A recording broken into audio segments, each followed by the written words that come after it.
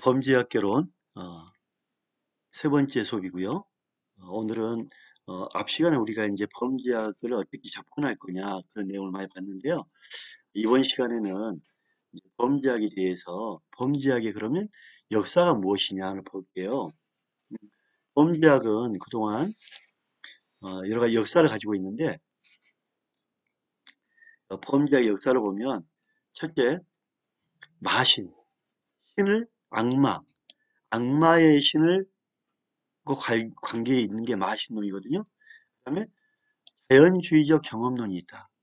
또한 고전학파, 옛날에 이루어졌던 학파의 범죄학을 살펴보고 또 하나는 실증주의 학파의 범죄학을 살펴보는 순서로 범죄학의 역사를 한번 보겠습니다. 범죄학은 마신론은 원시사회에서 애니미즘의 기원을 둔 것인데요. 범죄를 저지른 사람들은 악령에 사로잡혀서 범죄를 저지른 거다. 이렇게 보는 거거든요. 그래서 종종 이 악령에 사로잡힌 사람, 악령에 사로잡힌 사람은 악마다. 이렇게 악마로 보는 거죠. 악령이 지배한다. 머릿속을 지배한다 해서 악마로 간주해서 고대에서는 이 범죄자의 두개골을 구멍을 냅니다. 구멍. 얼마나 잔인하게 또 불에 태워 죽입니다. 또 하나는 악마의 혼을 빼는 천두, 머리에서 혼을 뺀다. 그래서 여러 가지 악마 퇴치 의식이 행해졌고요. 또 하나는 형을 가한다. 편형, 채찍형, 어, 어, 형을 가하는 이런 시작으로 신체형도 하나의 수단이었고요. 또 하나는 중세기 중엽에서 근대에 걸친 동안 마녀 재판이 있었죠. 마녀를 손 발을 묶고 머리에 뒤집어 씌워서 물속에 던지는 거예요. 불 속에 막 집어넣는 거예요. 이런 마녀 재판. 이런 거는 악마론의 근간을 보여주고 있다. 이 마녀 재판에서 마녀라는 혐의를 가지고 있는 혐의자를 묶어서 펄펄 끓는 물에 넣었을 때 살아남으면 무죄. 여러분, 뜨거운 끓은 물에 사람을 넣으면 살아납니까? 살아날 수가 없죠. 죽습니다. 죽으면 유죄. 또한 묶어서 강이나 연못에 집어 던지기도 했는데 만약 순결하다면 신은 그대로 하여금 떠오르게 할 것이다. 말도 안 되는 얘기죠. 그죠? 유죄라면 물속에 죽을 것이다. 근데 다 죽는 거 아닌가요? 뭐 순결하면 살아나고 순결하지 않으면 죽고 말도 안 되는 이런 마신론, 악마, 악마를 신처럼 여겨서 악마를 퇴치한다. 악마 퇴치. 악마 퇴치 형태로 벌하는 이런 그 마신론의 범죄를 뒀고요. 그 다음에 자연주의적 경험론을 이제 올라왔는데 그야말로 자연주의, 어떤 경험, 자, 신비주의를 배제하고 이제는 경험적으로 관찰된 견해. 이 경험이란 거는 내가 보고 배우고 느낀 걸 경험이라 하잖아요. 그죠? 이런 보고 배우고 느꼈던 이 경험을 가지고 하는 경험론,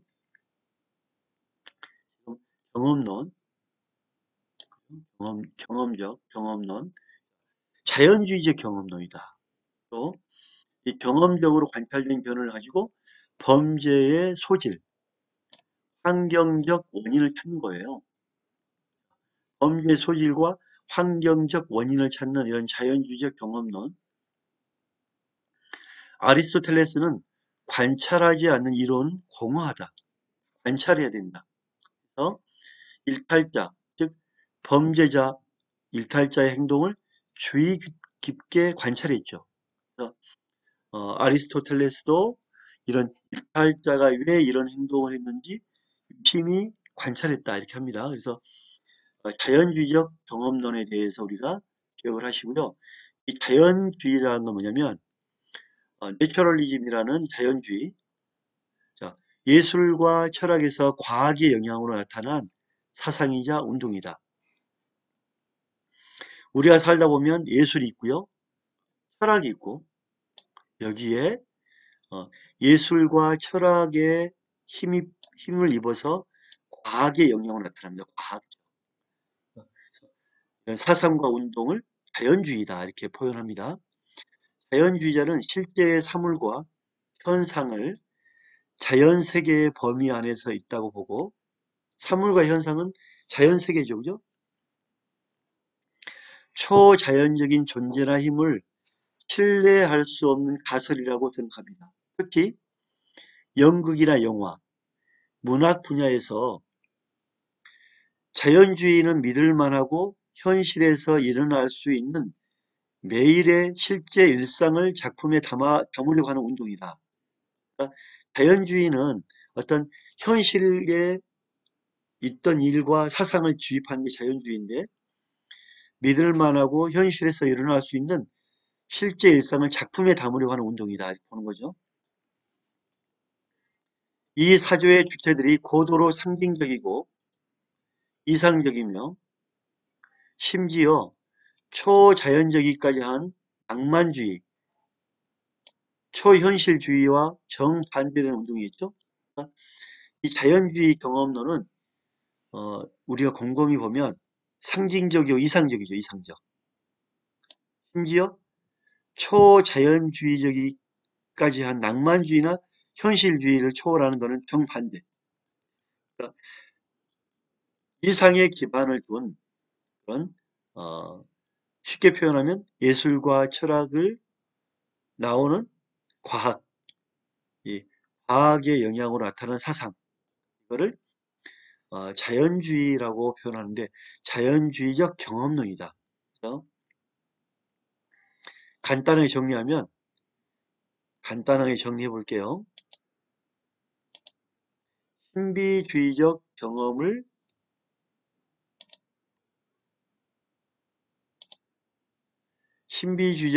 배제하고 경험적으로 관찰된 견해를 기본으로 범죄의 소질과 환경적 원인, 범죄의 소질과 환경적 원인을 찾는 것, 자연주의 경험론 됩니다.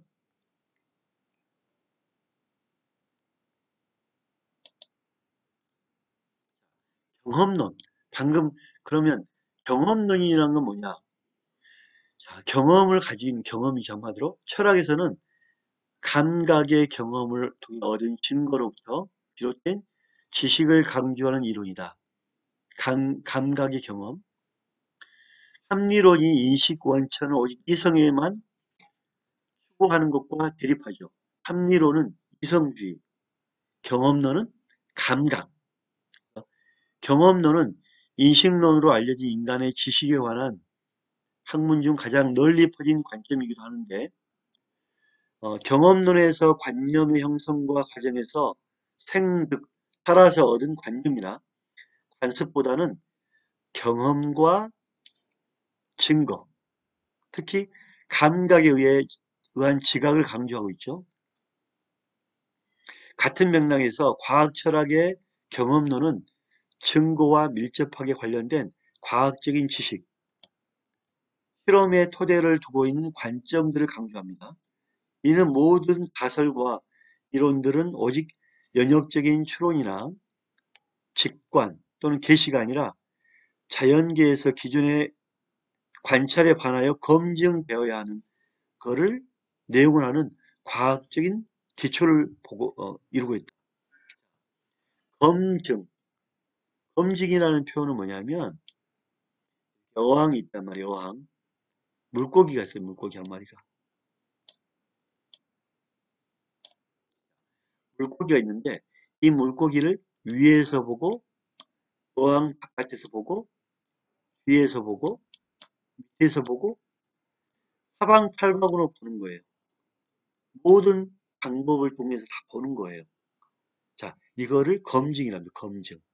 그래서 과학적 방법의 기초를 이루고 있다. 따라서 과학은 완전히 방법론적으로 실증적인 실제 증거되는 학문이다. 그래서 검증 학문이다. 그래서 물고기가 어항 속에 있으면 위에서 보고 밑에서 보고 옆에서 보고 뒤에서 보고 다 보죠. 우리가 범죄자를 잡을 때 범죄자의 위, 아래, 옆 다 보죠. 그죠? 똑같아요. 검증. 이걸 검증이랍니다. 그래서 경험론은 검증적인 감각의 경험. 이걸 경험론이라 합니다.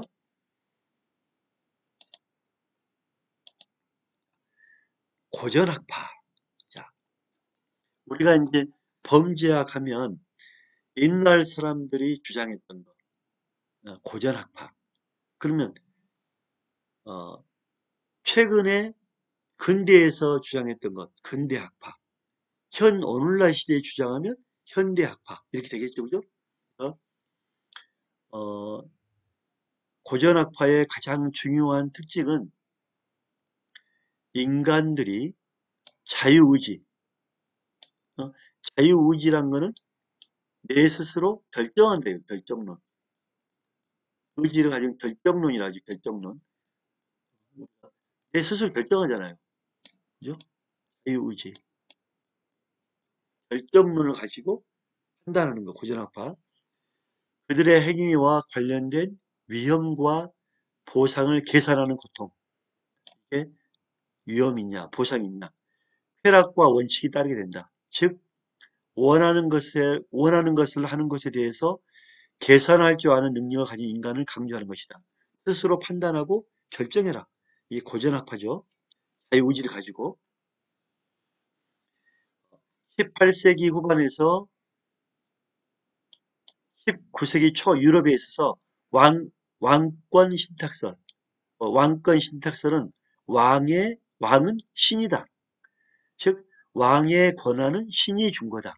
그래서 왕권 신탁설이니까 왕의 권한을 신이 줬으니까 얼마나 뭐 신처럼 군림하는 거죠. 왕권 신탁설 기본으로 한 절대적인 왕정.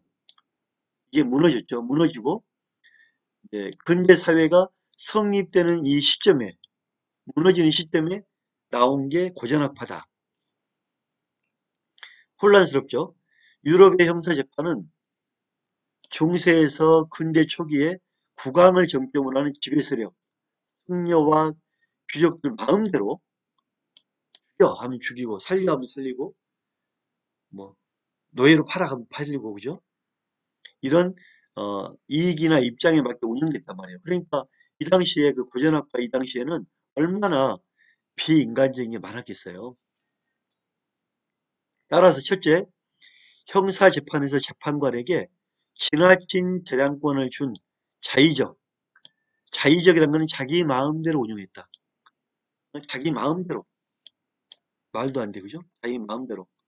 둘째, 자기 마음대로 하니까 형법은 불평등했겠죠. 하고 싶다 하니까. 힘이 없는 사람들을 억압하고 형법이 승려들, 귀족, 시민, 농민들에 따라 신분에 따라 불평등하게 다는 거예요. 귀족과 승려와 귀족은 최고로 쳤겠죠, 뭐. 시민들, 농민들 신분에 따라 불평등하게 가는 겁니다. 불쌍한 농민들만 죽어나는 거죠, 그죠? 착취당하고. 실제 가혹한 형벌에 부과해요.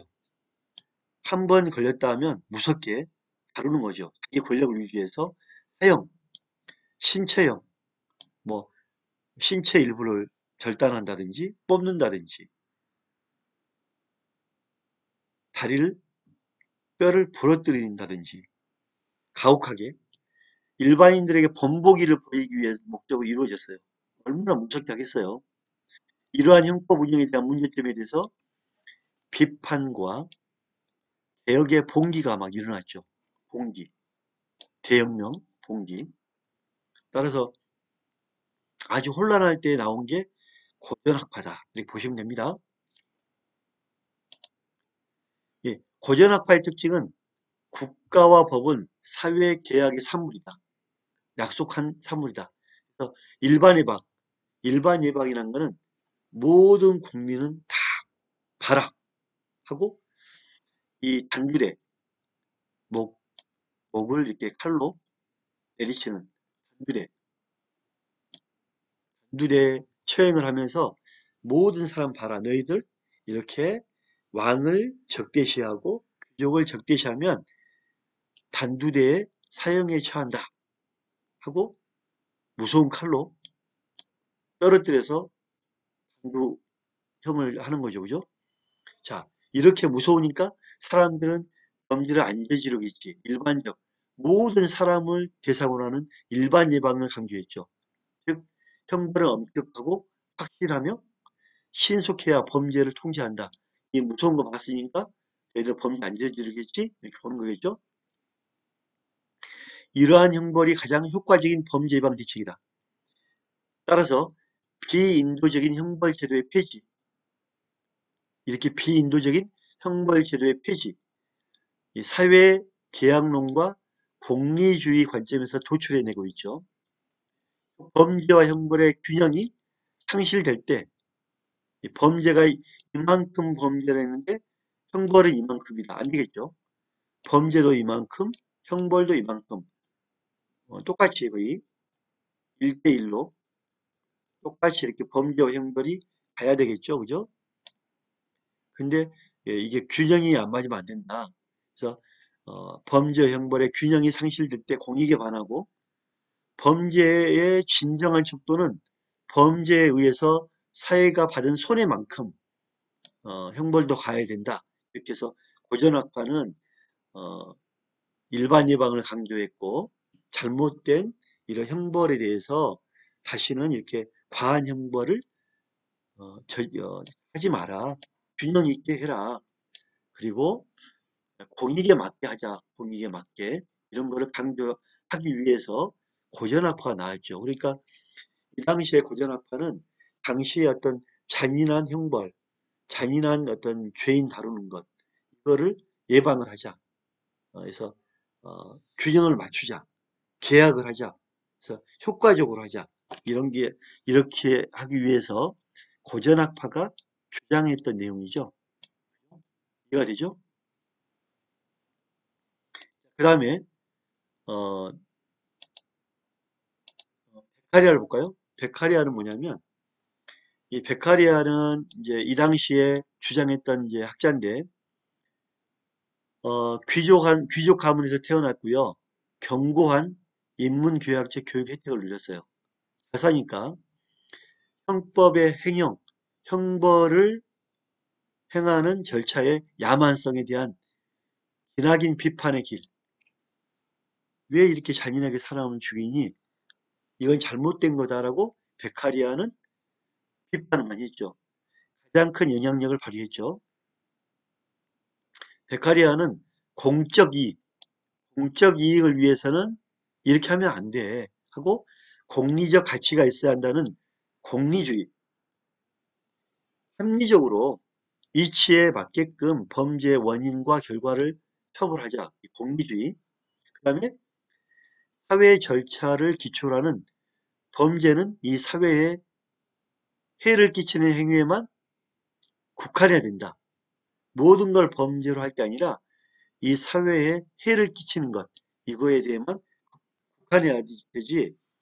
당신들이 기분 나쁘다고 해서 이거 범죄다. 당신의 이익에 반한다고 해서 범죄라고 하면 안 된다. 이렇게 얘기하는 거죠.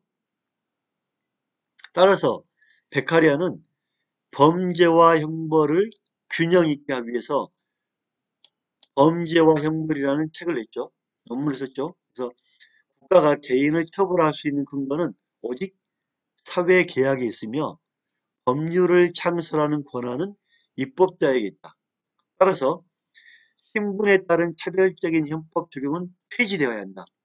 아, 정말 똑똑하죠. 저는 이 범죄학을 하면서 베카리아를 참 존경합니다. 왜냐하면 이 당시에 이렇게 똑똑한 범죄학자가 있었다. 좀 자랑스럽더라고요. 그래서 신분에 따른 차별적 형법 적용을 폐지해라. 또한 범죄와 형벌의 양은 균등해라. 중요하죠. 범죄 형벌은 균등해라. 처벌의 신속한 집행은 범죄 예방에 효과가 있다. 뭐, 1년 동안, 2년 동안 가둬놓지 말고 거기에 맞게 빨리 집행해라. 또한 범죄 행위는 처벌에 대한 두려움에 의해서 억제될 수 있다. 적절한 처벌도 필요하다. 처벌을 하지 말라는 거 아니다. 그다음에 처벌함으로써 두려움이 있기 때문에 범죄도 억제될 수 있다. 그래서 이제 가장 중요한 거는 이제 정리하면은 베카리아는 사형을 폐지해라. 너무 사람을 막 죽인다. 마음만 안 들면 막 죽여버리지 않느냐. 사형을 폐지해라. 그리고 고문. 이 당시에 그 고전 시대에 고문도 많이 했죠. 고문을 금지해라. 자, 범죄를 처벌하는 것보다 다시는 이런 걸 하지 않도록 예방을 해라. 인간은 자신의 행동을 선택할 자유의지가 있다. 결정적인 결정론을 가지고 있다. 의지를 가지고 있다. 입법 체계의 선한 목적은 범죄 예방하는 거다. 처벌하는 게 너무 목적을 두지 마라. 따라서 그 범죄를 예방하는 것이 범죄를 저지른 사람들을 처벌하는 것보다 더 낫다. 이미 범죄를 저지르면 피해자가 생기고 하기 때문에 먼저 예방을 하면 처벌자도 안 생기고 피해자도 없지 않느냐. 그래서 카리아가 주장하는 것은 우리 형법에 형소법에 큰 역할을 하는 훌륭한 분입니다. 베카리아. 정말 제가 이거 보면 여러분도 많이 느끼겠죠. 그죠? 이렇게 훌륭한 분이 있었나. 베카리아. 꼭 기억하시기 바랍니다. 그 다음에 이 체사레, 이제 원래 이름은 체사레 베카리아인데 이분에 좀 더 제가 좀 보면은 이탈리아의 계몽 사상가이다. 근대 형법학의 선구자. 불릴만하죠. 죄형 법정주의, 고문 폐지, 죄와 형벌, 어, 되게 새로운 걸 많이 주장했죠. 그죠? 그래서 근대 형법학의 선구자다. 밀라노 귀족 집안에 출생했다. 1758년 파비아 대학교에서 법학 박사의 학위를 받았고 1768년에 밀라노 대학의 경제학 법률학 교수가 되었다. 영국 프랑스 계몽 타상가의 영향을 크게 받은 그는 친구와 함께 잡지 카페 1 카페 2를 발행하여 계몽주의 문명 사상을 고취하였다. 그 중에서 당시에 전제적인 형사 재판에 대하여 맹렬한 비판을 퍼부었고 1764년에 유명한 책 범죄와 형벌 이 발표했죠. 이락 형법학자로 유명해졌죠. 범죄와 형벌은 같아야 한다. 지나친 범죄에 비해 지나친 형벌은 안 된다. 파리아 주장 꼭 기억해 주시기 바랍니다. 베카리 이 책에서 종교로부터 법을 해방시켜야 한다고 강력 주장했죠. 즉 사회 계약에 포함되지 않는 형벌은 부당하다. 따라서 형벌은 마땅히 입법자에 의하여 법률로 엄밀하게 규정되어야 한다고 역설했죠. 자, 입법자에서 법률로 엄밀하게 당신을 마음대로 귀족들 마음대로 법을 만들 게 아니라 입법자라는 자격 요건을 갖춘 사람에 의해서 엄밀하게 법은 만들어져야 된다. 이로 인해 중세의 주관주의적 형법, 자기 마음대로 하는 형법 사상에 대해서 이제는 법전이라는 근대적 객관주의 형법 사상이 확립되게 되어 당시의 서유럽 지식에 커다란 반향을 불러일으켰으며 22개국의 국어로 번역될 만큼 형법 근대화에 큰 공헌을 했다. 이처럼 자유주의, 인도주의적인 그의 형법이 중심이 된 것은 사회계약설에 의한 국가형벌권의 근거 설정에 있었으며 그 형벌은 어디까나 범죄의 경중과 균형을 이루어야 하고 그 균형은 법률로 정해야 된다는 죄형 법정주의 사상과 고문, 사형의 폐지. 자, 이 시대의 죄형 법정주의, 고문, 사형의 폐지. 대단하죠. 경제학자로서의 그는 중농주의자로 알려졌는데 그의 경제학상 가장 중요한 저서도 이렇게 나왔는데 어, 엘리멘티 디 이코노미아 퍼블리카라는 책으로 해서 경제 분석에 처음으로 수학을 이용한 저술로 유명하다. 얼마나 똑똑한 분이에요. 법학자이자 경제학자, 수학자. 이분의 어떤 그 지식의 세계 어마어마하지 않았나 싶어요. 그래서 베카리아라는 학자에 대해서 저도 정말 큰 관심이 있어서 이렇게 베카리아에 대해서 우리가 꼭 알아야 되겠다. 우리가 이제 제가 기록했고요. 정리해 볼게요. 지금 가장 중요한 거를 한번 봐볼게요. 베카리아 죄형 법정주의, 고문 형사형의 폐지, 또 죄와 형벌을 법으로 정하고 고문을 폐지할 때는 너무 과한 형벌을 지우면 안 된다 해서 죄와 형벌의 균형. 그래서 죄와 형벌의 책도 냈고요.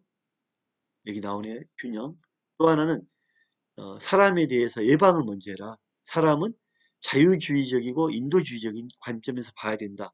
그리고 공적 복리주의, 공적 이익에 대해서 판단해야 된다. 이렇게 주장을 했죠. 그래서 이렇게 주장하는 여러 가지의 사상들, 베카리아를 꼭 기억해 주시기 바랍니다. 자, 오늘 그 첫째 주 마지막 시간 수고했고요. 범죄학은 좀 여러분과 함께 재밌게 최선을 다해서 제가 강의하겠습니다. 오늘 수고했습니다. 감사합니다.